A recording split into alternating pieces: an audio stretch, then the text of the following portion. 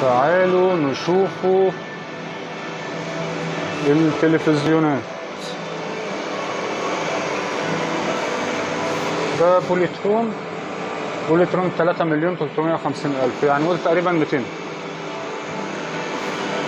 ده سامسونج 40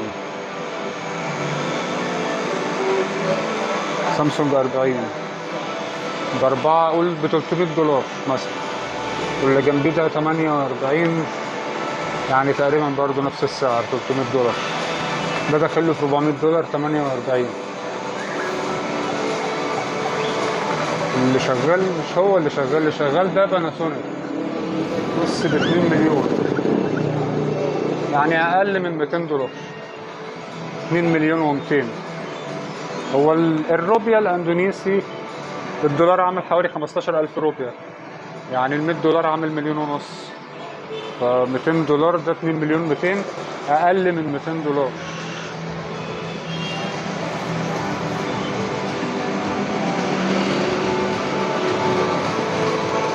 تعال نشوفوا ال 55. ده 55. بصوا بقى الصورة عاملة ازاي.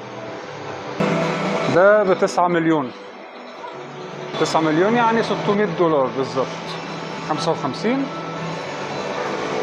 ب9 مليون روبيا بحوالي $600.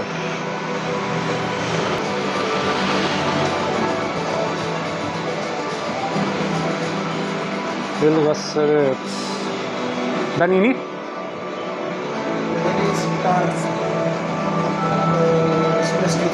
سبلو سبلاس دي ب 11 مليون.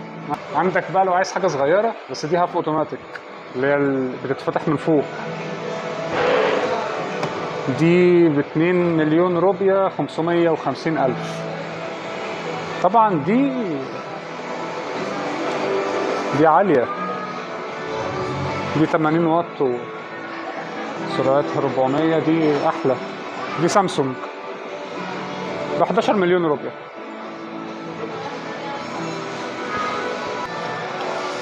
شوف بقى عندك الثلاجات دي 13 مليون اللي هي ببابين.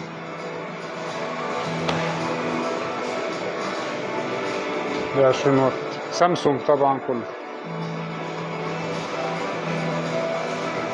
سعرهم 13 لغاية أغلى حاجة فيهم دي ب15. طبعا دي اللي هي فيها ايه، بتنزل لك من هنا التلج، المية ومكعبات تلج. اهو بصوا المحل عامل ازاي.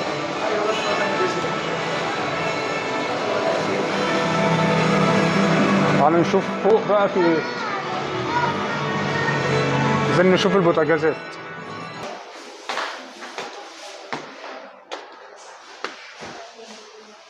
هنا بقى البوتاجازات. ده 7 مليون. 7 مليون يعني حوالي 300 وشوية، $300 وشوية. ده ب13,200 يعني أغلى من الغسالة اللي احنا شفناها. الغسالة كانت ب11.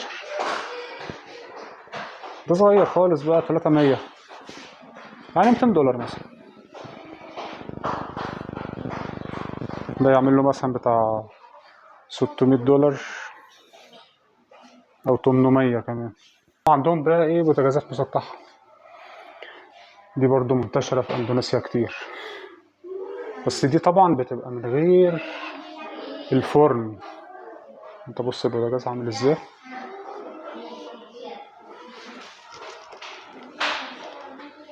اهو ده بيبقى مفهوش فرن، بيبقى مسطح كده على طول.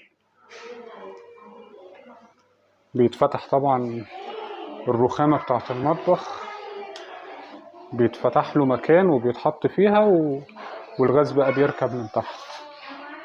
ده عامل له مثلا 4 مليون 400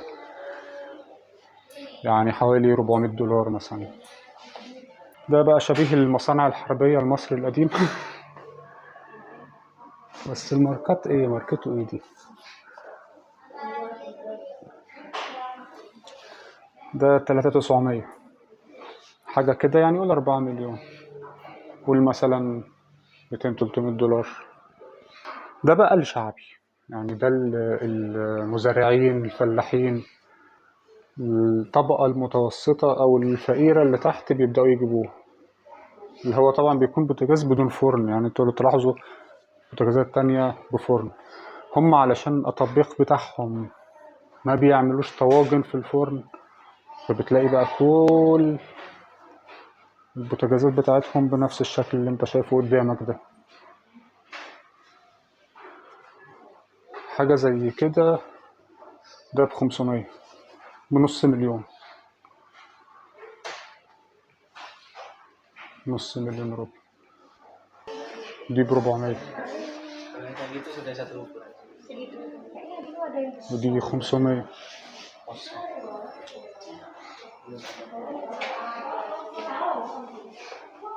طالع عندك بقى ايه القلايات.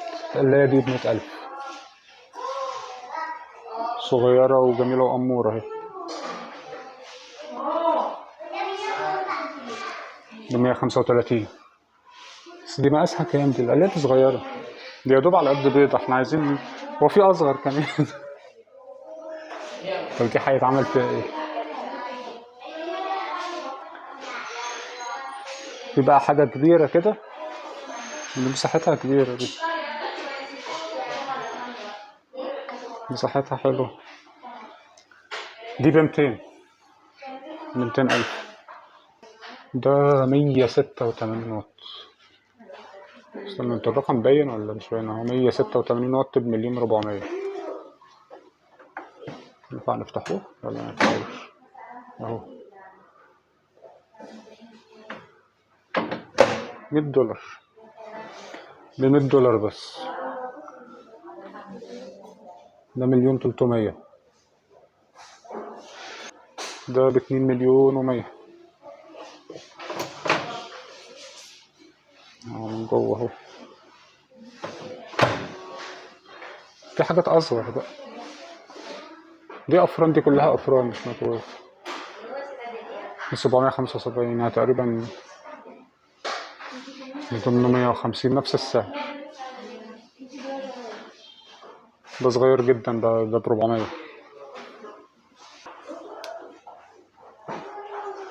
ده 1,400,000. في حاجة بس تاخدوا بالكم منها لما تيجوا تجيبوا في اندونيسيا، ان البيوت بيكون بعض البيوت بيكون ليها يعني عدد كيلو وات محدد من الكهرباء.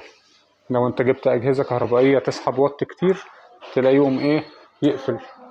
فده طبعا متوقف على المدينة اللي انت فيها وعلى البيت اللي انت مأجره بقى. انت لازم تسأل، لان ده اللي بيحدد معاك لما تيجي تشتري. ده 3,400,000. الماركات طبعا في حاجات بقى صيني على ماليزي على اندونيسي، لان هم زي ما قلت لكم هم بينتجوا الاندونيسيين. في حاجات صنع في اندونيسيا كتير. تعالوا نشوف ايه دي بقى الخراطيم بتاعت البوتاجاز. ديت 475 فيليبس.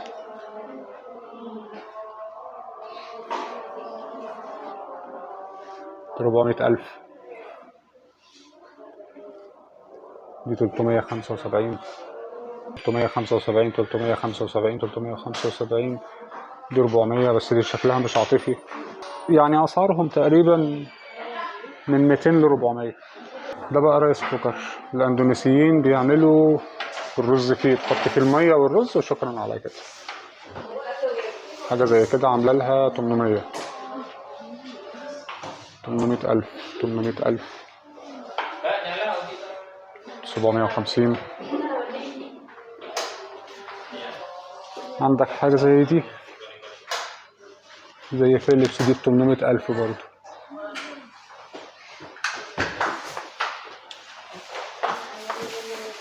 كل دول في رينج 800,000 روبيا. خلاطات بقى 350، 450، 400. بص أنا فصصت لكم المحل حتة حتة يعني. عايزين إيه تاني؟ ده برضو رايس كوكر 700، 700، 725 750.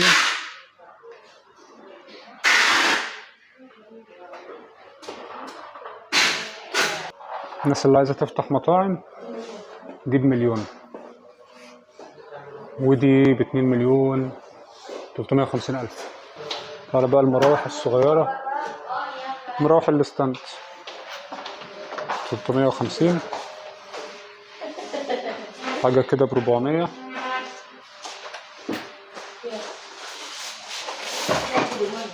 كل اللي انتوا شايفينه قدامكم ده ما بين 300 لنص مليون. 385 دول نفس الموضوع برضه، 300 400. كل ده 300 400. في بقى المكانس دي ب1,500,000.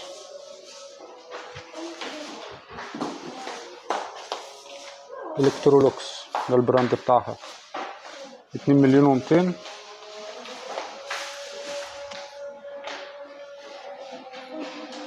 مكانس رخيصة هنا. ودي بقى انت ما اعتقدش ان انتوا هتحتاجوها، بس برضو عشان تبقوا عارفين الاسعار من باب العلم بالشيء، في حدود 1,000,000. مع كل اللي انتوا شايفينه قدامكم ده في حدود 1,000,000.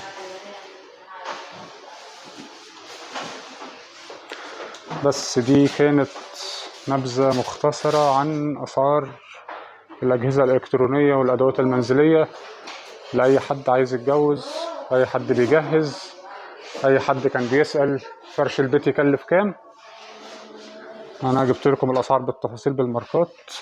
ما تنسوش يا جماعة اللايك والشير. أشوفكم فيديو جديد إن شاء الله. والسلام عليكم ورحمة الله وبركاته.